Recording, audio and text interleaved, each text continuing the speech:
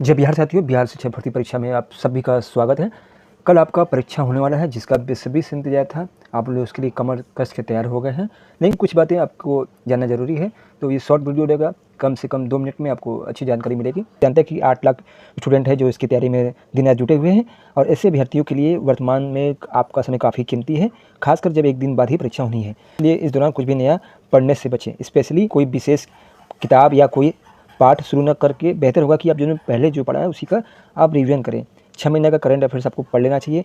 इसके अलावा आपको उसका NCERT और SCERT की किताबों पर अधिकतर सवाल पूछे जाएंगे। तो यदि आपने इसका नोट्स बनाया हो या कहीं से भी आपने इसकी किताब खरीदी है तो उससे आप रिवीजन केवल करिए। इसका क्या करना है, आपको केवल रिवीजन करना है। और एक बात ध्यान रखिएगा कि BPSC ने इस भर्ती में नेगेटिव मार्किंग को हटा दिया गया। आप हो सकता है कि प्रश्न पत्र आप जब पढ़ें तो उसमें लिखा हो नेगेटिव मार्किंग, लेकिन BPSC क्योंकि ये पेपर पहले छप गया था, BPSC का बयान बाद में आया कि नेगेटिव मार्किंग को हटा दिया गया। इसलिए आप पूरे क्वेश्चन पर ही गोला लगा के आइएगा, पूरे प्रश्नों के उत्तर को गोला भर के लाइएगा। ये नहीं कि आप इसको छोड़ दीजिएगा, क्योंकि मौका नेगेटिव मार्किंग है नहीं, तो आपको मौका 100% खुला हुआ है। और अभी से लेकर पूरी परीक्षा तक स्ट्रेस तनाव किसी प्रकार का मत लीजिएगा, क्योंकि ये परीक्षा है, इसको एंजॉय करके लीजिएगा तो आप सफल हो जाएंगे।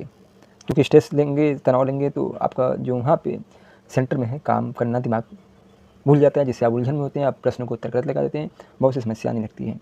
और जो माध्यमिक और उच्च माध्यमिक के स्टूडेंट हैं वे SCERT और NCERT की बुक से जो नोट्स बनाया होगा, किताब खरीदा होगा, उससे रिवीजन कर लें। और ये बात आपको ध्यान रखना चाहिए कि जो पहला प्रश्न पत्र है भाषा का, उसमें केवल आपको क्वालिफाइंग करना है, जिसमें आपको कम से कम 30 अंक लाना ज़रूरी है। ये बात ध्यान रखिएगा। इसके अलावा OMR शीट जब भरिएगा तो उसको ध्यान से पढ़कर एक समय लेकर आप उसको भरिएगा।